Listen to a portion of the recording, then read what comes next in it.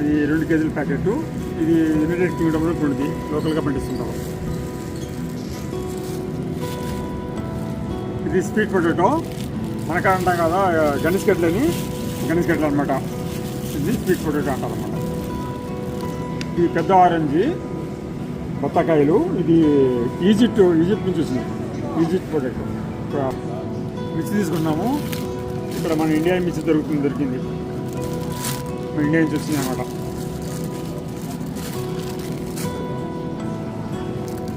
Capsicum తీసుకున్నాము. దీంట్లో ఎక్కువ సి విటమిన్ దొరుకుతుంది అనమాట. పిల్లలకి ఇది ఫ్రై చేసుకోవచ్చు, బాగుంటుంది.